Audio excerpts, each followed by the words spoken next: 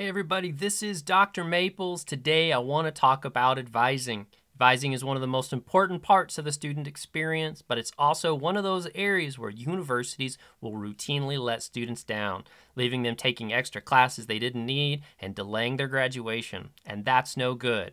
What I want to do today is give you 5 specific things that you need to be doing to keep your advisor on track and to make sure you make your date with the graduation stage. Hey, if you'll stick around to the end of the video, I'll even give you a 6th bonus tip. We got a lot to do today, so let's get started.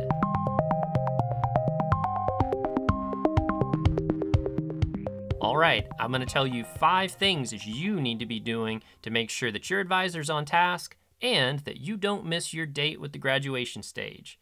Now, at the end of your advising session, your faculty or advisor is going to give you a list of classes that you'll be taking the next semester. You need to be able to look your advisor in the eye and say, please tell me what each of these classes fulfills in my graduation plan. Each of these classes should fulfill a specific purpose. Maybe it's a major or a minor requirement, maybe it's a prerequisite, maybe it's a gen-ed or some other university requirement. But each one of these classes should fulfill a purpose. This is where you always need to ask that question at the end of your advising session so that you know. And if there's a class that you're not sure about, ask them if you should be taking a different class, or if there's not a good reason to take a class, why you would be taking that class at all. This helps to make sure that the advisor is on task, and again, it makes sure that you're not taking classes that you didn't need.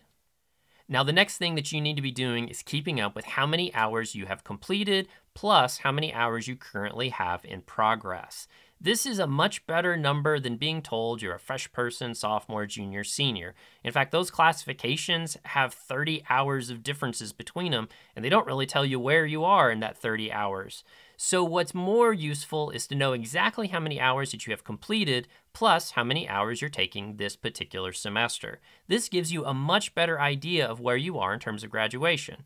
For example, if your advisor says you've completed 60 hours and you have 12 hours in progress this semester, you know that you're over halfway done towards your degree. If maybe taking some summer courses, some winter courses, or even a little heavier semester like an 18-hour semester might help you get out a semester early for graduation, which that's pretty awesome. Hey, let's take a quick break. Are you enjoying these videos? Are they helpful to you? If they are, would you do me a favor? Would you be willing to share this video or any of my videos on social media? That would be a huge help to me and to this channel because I want to help students just like you around the world. Now, the third thing that you need to be doing to keep your advisor on task is to get a very detailed list of the courses remaining that you need to complete in order to graduate with your degree.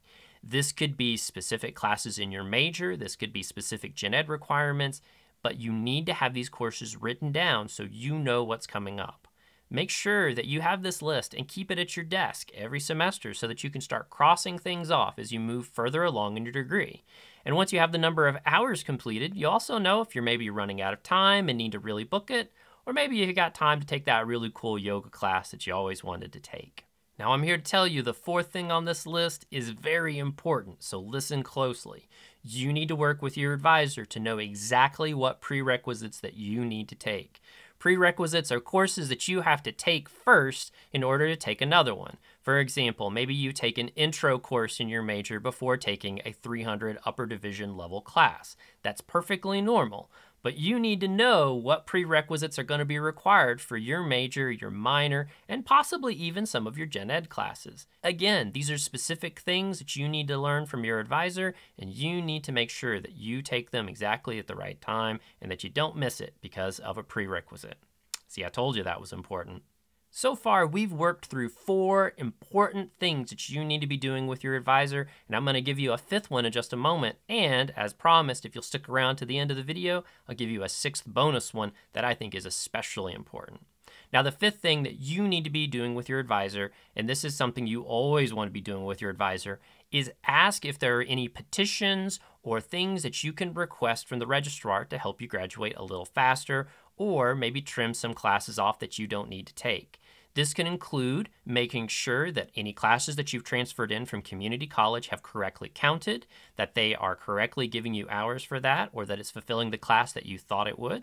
This also could be petitioning to see if you don't have to take a class. Maybe you could test out of it. Or in certain situations, if you're like a double major, maybe you could just take one of those research methods classes instead of both of them. Petitions are an uncommon thing, but it's always something that's worth checking about. More common is to make sure that all of your transfer classes are listing correctly and that none have been left off. I can't count how many times I've looked at student advising screens from other folks and they've totally missed the fact that there's 6 community college classes sitting down there at the bottom that haven't been correctly populated. You got to make sure your advisor's fixing those things, because if you're not watching out for them, who knows who will. Now, I can't stress enough that advising is so important to making sure that you stay on track for graduation. Now, I promised you a 6th bonus tip. Are you ready for that? My favorite thing to do when I meet with new advisees is to see if they have time left to add a minor or maybe a second major. All you got to do is look and see if the hours are right and if it's a possibility. I've got some videos up too on adding a minor and also adding a second major, as well as explaining the difference between a double major and a second major. I'll put those in the description below. Appreciate it if you'd share this video with others. Thanks again, folks. I will see you next time. Take